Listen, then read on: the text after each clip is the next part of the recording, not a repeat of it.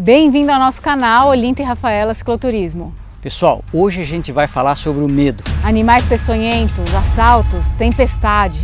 E as adversidades do imponderável. Qual o seu medo? Pessoal, na verdade a gente vai começar com uma nova série que foi inspirada num comentário que a Rafa vai ler. O X do Mapa perguntou: será que se vocês postarem mais vídeos na semana não aumentaria o engajamento do canal? É isso aí, a gente vai começar a fazer vídeos com respostas dos comentários ou das perguntas que vocês fizerem. Então, senta o pau, comenta aí, vê se vocês gostam desse modelo, se vocês querem mais vídeos assim, que a gente vai produzindo para vocês. Vamos lá. A primeira pergunta então é da Natália Linhares. Vocês não têm medo de viajar de bicicleta pelo Brasil? Natália, tanto a gente não tem medo, que assim, a gente acredita tanto nisso, que a gente resolveu fazer uma série de guias para as pessoas viajarem de bicicleta pelo Brasil. A gente tem guia que atravessa desde o sul do Brasil até Pernambuco de bicicleta. Então a gente confia muito e acredita muito nesse sistema. Acha que isso dá certo, que isso não é alguma coisa de realmente perigoso. Pegando carona aí na pergunta da Natália, vem o comentário do Alberto. Gostaria que falassem sobre segurança nas estradas com relação a assaltos. Na verdade, no nosso país, hoje em dia, é difícil você garantir qualquer coisa. Quem garante o quê? Nem as forças públicas garantem muita coisa. Mas o que acontece? Estatisticamente falando, acontece crime mesmo, assaltos e troço todo em grandes cidades. A maior parte delas tem esse tipo de problema. Agora, no campo e nas pequenas estradas, é bem mais difícil. Então, se você já mora numa cidade grande, cara, você está sofrendo muito mais perigo na tua cidade indo para a padaria do que pegando um guia nosso e saindo viajar. Quando a gente busca um roteiro de cicloturismo, a gente tenta observar e sentir como que é aquela região. Se são pessoas muito tranquilas, se as casas estão tudo trancadas, se tem muito cara armado no meio do caminho, esse tipo de coisa, né? Que assim, a gente tenta buscar caminhos mais seguros. Esse é o nosso trabalho, de ir lá a campo e buscar os caminhos que passam por lugares mais tranquilos para trazer para vocês. No entanto, se você tem muito medo ainda de viajar, seria até interessante você pegar alguns dos circuitos já estabelecidos. Por exemplo, a gente gosta muito de indicar o caminho da fé para quem está começando. Não porque ele é mais fácil, hein, mas porque, como ele já está estabelecido, as pessoas vão com frequência, você vai andar com as pessoas vão, assim, você vai ver nas pessoas que estão fazendo o caminho que elas não estão com medo. E depois, claro, ela tem muita assessoria, esse tipo de coisa. Então, tem onde você ficar mais fácil e fica mais tranquilo para quem está começando. O Maurício de Paula pergunta: vocês não têm medo do anoitecer? Bom, o Maurício já está se referindo a alguma outra coisa. O anoitecer é geralmente quando você vai acampando.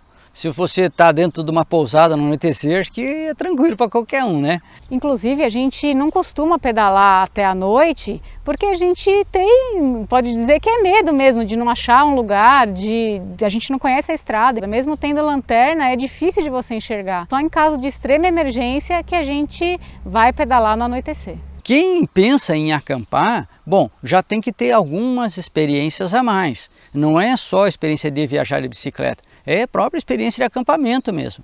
Eu, como sou mais velho, quando era criança tinha muito camping no Brasil. Então eu tenho uma grande experiência de acampar. Primeiro em campings e depois em selvagem. E claro, se você vai começar logo por isso, não é exatamente aconselhável. Então tenta fazer dentro da tua cidade e ir se acostumando com as coisas do campo, né, Rafa? E a gente tem um livro que se chama 7 Passos Andinos, onde a gente dá todas as dicas de acampamento, assim. Então, se você nunca acampou mesmo, é interessante que você leia esse livro e se prepare, mesmo que for para acampar num camping do lado da sua cidade e já fazer essa previsão, assim, de como seria acampar num lugar sem estrutura. Inclusive para saber exatamente o que você vai levar, ou pelo menos ter uma base das coisas que você deve levar para um acampamento. Você vai pegar dica no livro e vai vendo o que do livro serve para você especificamente. O Nelton Nelson comentou: eu ficaria preocupado em acampar nesses lugares isolados. Então, Nelton, eu acredito só pela tua frase que você não é muito acostumado a fazer camping selvagem. Porque no fundo, quando você está no mato mesmo, o único perigo são alguns bichos, mas é raro bicho selvagem que te ameaça. Então, a gente especificamente, a gente tem muito mais medo de ficar perto das cidades, perto das cidades é que tem maior perigo para a gente. E o mato mesmo é só a natureza que você tem que enfrentar. Agora, se você é de cidade que nem eu, né, nasci e cresci em São Paulo, você pode realmente, por desconhecimento dos sons da natureza e tudo mais, passar aperto, né? Então, a primeira vez que eu acampei no motorhome e depois também na barraca, eu escutava coisas e ficava pensando o que poderia ser. E aí eu olhava para o Olinto estava dormindo, falava, bom, então acho que não é nada, né? Então, se você tem esse tipo de medo, se você tem esse tipo de... não tem esse tipo de experiência ainda, eventualmente para você é interessante acampar com alguém que tenha para te passar essa segurança. E aí você experienciando com essa pessoa mais experiente, você vai evitando e perdendo esses medos. A Ana Maria Pereira comenta: essas estradas do sertão são lindas e muito boas para se perder. Ana Maria, realmente você está certa. E assim, é uma das coisas que a gente também tem medo, de errar o caminho. Porque quando você erra o caminho, você gasta muita energia para se achar, e é muito tenso se você sabe que você está errado, se não está, será que eu estou, será que eu não estou, mas aquele desvio tá. Bom, como a gente dá muita importância para isso, é justamente por isso que a gente fez os guias. Os guias são um caminho que a gente acha mais seguro, um caminho interessante e está te guiando lá. O guia não é só para guiar no caminho, não vai esquecer, não adianta você pegar o guia antes da viagem. É bom você ler ele, porque eventualmente você nem quer fazer aquele lugar, se realmente não é aquilo que você queria. Com o guia você vai ter melhor noção da região, mas o guia vai te trazer a possibilidade de errar muito pouco o caminho. Porque assim, é claro que você pode perder a atenção e se perder.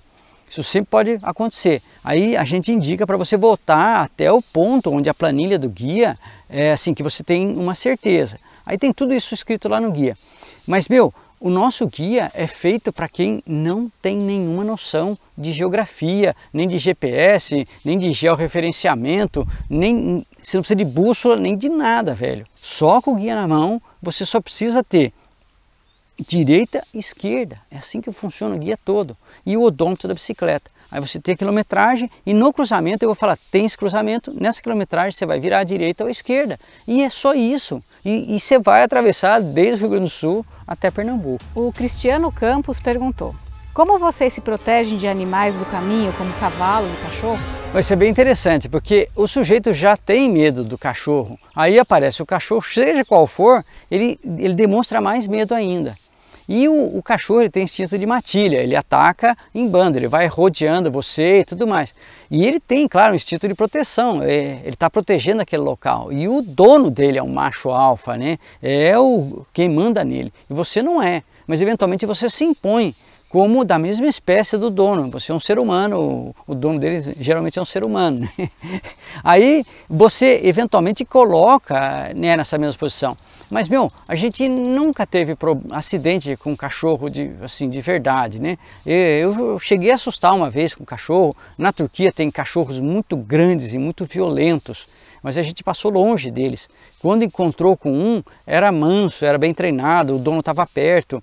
Então, cara, eu acho que assim, com toda a nossa experiência, nunca tivemos acidentes. Então, não é uma coisa se temer como assim, criticamente, eventualmente, como um todo, você já tem medo de cachorro, né? Aí é uma outra coisa, né, Rafa? Então, eu normalmente ficava meio assim, desesperada quando um cachorro vinha atrás da bicicleta latindo, porque eu tinha essa sensação que ele ia pegar meu pé, que ia ter um acidente, alguma coisa assim. E eu comecei a perceber que se eu me impusesse de alguma forma, ele não ataca, né? Então hoje em dia, quando eu vejo um cachorro que ele já começa a ameaçar, eu começo a gritar assim com ele, mandar ele embora, rosnar mesmo para ele assim, e eles normalmente param, né? Eu passei a não ter mais medo, né? Que é isso que o Olinto falou. Eu acho que para mim funcionou. Eventualmente outras pessoas têm a reação oposta, né? Que é vir fazer carinho, cachorrinho, não sei das quantas. Mas na bicicleta você está pedalando, eu meio que faço que nem a Rafa, assim. Agora, assim, como que eu posso dizer, problema com bicho mesmo que a gente teve, eu e a Rafa, foi quando estava mapeando um dos ramais pequenos lá do Caminho da Fé. E eles fecharam a estrada com arame por causa que um touro estava vindo sempre lá. E era o caminho que a gente estava passando. E o touro se sentiu acuado, eu percebia que o touro estava indo, fugindo, cada vez que a gente chegava perto dele, até que ele topou com essa estrada fechada de novo, que já não era para ele ir para lá. Aí ele voltou e viu a gente. Eu cheguei, parei, ele olhou e se sentiu acuado. Aí ele veio para cima de mim e pocotó, baixou a cabeça e levantou a minha bicicleta, cara. Só vi a bicicleta do Olinto voando. Arrancou a bolsa de guidão e a Rafa estava mais para trás. Eu falei, Rafa, sai da estrada, porque ele viu uma passagem. Mas não adiantou nada, né, Rafa? Eu encostei minha bicicleta no barranco e subi assim no barranquinho. Aí ele veio e avançou na bicicleta, não aconteceu nada, ele nem chegou a encostar. Mas eu tive que sair da estrada, né? Nessa hora você vê que a bicicleta que é a tua proteção, mais ou menos. Meu, mas assusta, ver um bichão de mais de 500 quilos lá, sei lá quanto que tem um touro daquele, vir com tudo, né, e abaixar e atacar mesmo. Mas ele vai atacar a primeira coisa que está na frente dele. Então a bicicleta é a tua proteção nessas horas. Bom, mas lembra aí, cara, de todos esses anos de viagem, essa foi a única experiência forte, o resto é tudo tranquilo. A Lorelai de Souza e o Sérgio V perguntam, vocês não têm medo de cobra? Penso que qualquer mal-estar, machucado ou picada de animal peçonhento no lugar tão deserto e distante pode ser perigoso. Meu, a gente é criado com medo de cobra. Cobra é um negócio assim, perigoso. Ela vai me picar e eu vou morrer. Isso tá incutido. Na verdade, em toda a volta ao mundo, eu nunca tive assim, de bicicleta, eu nunca estava tão longe de pessoas ou de assistência. Depois que eu comecei a fazer coisas mais difíceis, depois da volta ao mundo, mais remotas. Mas quando a gente começou a fazer caminhada lá em Mucugê, do lado do Parque Nacional, e tem muita cobra, cara, a gente começava a ver cada vez mais cobra, e a gente começou a caminhar cada vez mais longe. Então, se tivesse um acidente com cobra, longe significa que a gente está no último da nossa energia para aquele dia. Teria que voltar. A gente começou a pesquisar sobre isso para ver como seriam as atitudes. E eu acho muito bom você pesquisar também, tá, cara? Mas pela nossa pesquisa, se você é picado por uma cobra venenosa, na média, você tem várias horas, cara. Várias horas. Eu imaginava que eram uns 15 minutos eu vou morrer. E assim, tipo 8 horas. Então, muita coisa pode ser feita. E a gente tem medo e está sempre tomando cuidado. As picadas de cobra são geralmente nessa parte baixa ou no braço, onde você vai pôr a mão ou onde você pisa, que são os acidentes. A cobra não vem para te comer, né? Geralmente, né? Aí o que acontece? Você tem que tomar todos os cuidados possíveis, mas se acontecer, como você vai sair vai depender da região, onde você está, o que é mais fácil fazer, onde você consegue assistência, e deixa o acidentado, leva o acidentado até um lugar onde ele possa ser levado através de assistência. Tudo isso você vai ter que julgar na hora, mas é um risco que todo mundo tem quando fica longe de assistência, longe da sociedade, né? E perto dos animais. Mas os animais não estão lá para acabar com você. Então a probabilidade não é tão grande quanto mostram nos filmes, tá, pessoal? E quanto a outros tipos de coisas que podem acontecer, de passar mal e tudo mais, a gente faz a nossa parte, né? A gente tenta andar com o máximo de atenção, não se desgastar demais, para não ficar doente, para não ter acidente. E assim, são coisas que a gente... obviamente o medo serve para te proteger, exatamente, né? Então você sabendo disso tem que ter esses cuidados especiais. Dentro desses cuidados tá você fechar a barraca, olhar o sapato antes de vestir, se conhecer para ver se você está ficando doente, se você está ficando ruim, o que você está sentindo, levar uma farmacinha, né, para emergência. Agora lembra também, cara, que o que mais mata o ser humano, o bicho que mais mata o ser humano, não é o urso, o leão, hipopótamo, é o pernilongo. Então você vai para áreas perigosas, fechar a barraca é uma coisa muito simples que te ajuda em muitas regiões, e assim, no contexto de várias doenças, inclusive. O irmão do Jorel pergunta, o que vocês fariam se começasse a chover, relampear com trovoada? Meu, é duro, né? Que você está acostumado com chuva aqui no Brasil. Chove muito no Brasil. Quantas vezes eu saí de bicicleta? Geralmente eu saio pedalando. Teoricamente, quando você está com um veículo e tem pneu de borracha, ele faz um isolamento do chão. É uma das melhores situações. Dentro de um carro, uma das melhores, que faz uma gaiola ali. A eletricidade acaba indo para as extremidades. Você que está dentro, você não vai sentir nada quanto a raio e esse tipo de coisa. O que é o raio, né? Você tem uma carga e ela vai fechar o circuito com a terra. Então, se você tem, assim, tipo de um curto-circuito, né? Então, o que se tiver em relevância vai ser um ponto de contato entre a carga positiva e a negativa da Terra. Aí o que vai acontecer? Vai dar o raio bem ali. Se você tiver debaixo de árvore, que nem a gente está agora, a árvore é como se fosse um para-raio. Mas agora, se você tiver tudo no plano, ficando de pé, você é o ponto mais alto ali para fechar um contato. Mas, velho, a chance de cair um raio na tua cabeça existe, com toda certeza, mas existe também a chance de você ganhar na loteria esportiva, sem jogar, né? Sempre existe, né? De cair um avião na tua cabeça também existe. E se você sair de casa com esse medo, bom, não sei nem se vale a pena, se não é melhor você ficar vendo televisão, porque a chance de você morrer do coração vai ser grande aí, né? Então você sempre vai estar lidando com essas fatalidades da vida, né? Que é morrer de um ataque cardíaco ou morrer com um raio. Mas se você estiver lá fora vivendo o mundo, inclusive sentindo a chuva e tudo mais, pode ser uma coisa muito mais divertida, assim, né? A gente sinceramente não se preocupa com isso. Uma vez eu tive uma discussão com um amigo justamente, mas se você sabe que vai ter chuva, bom, eu não sei que vai ter chuva. A meteorologia fala, mas quantas vezes eu vi aquele troço errado?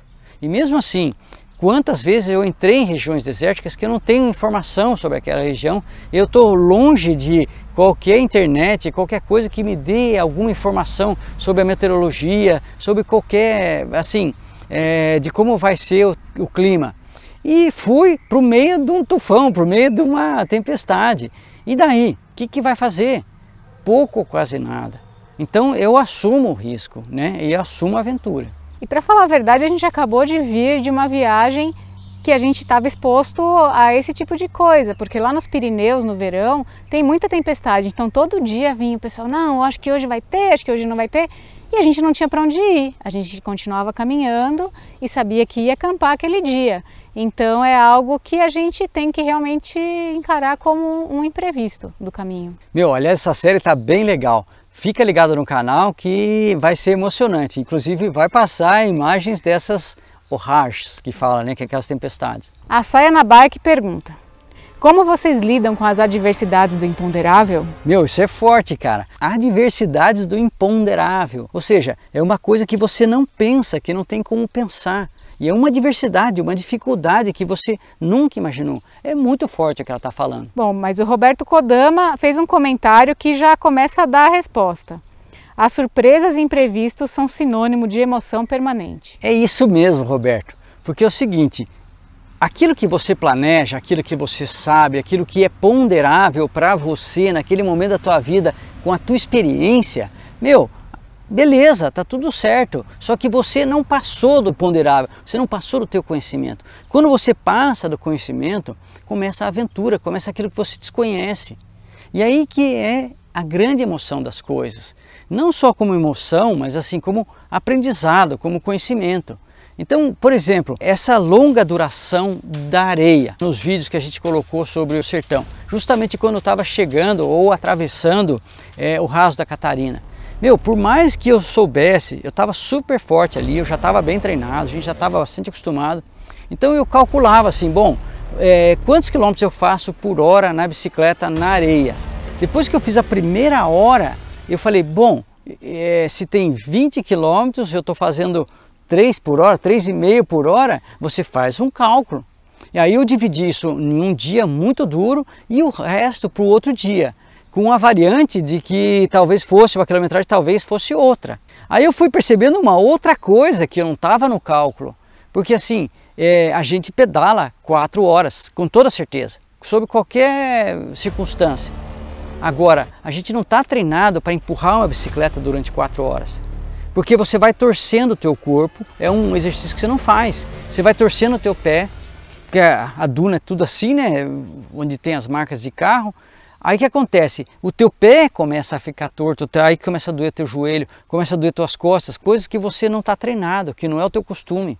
Então, o que eu imaginava que ia fazer em 4 horas, eu não vou chegar a essas 4 horas. Se 2 eu vou estar acabado. Por mais que eu tenha a força de pedalar, é impedalável naquela situação.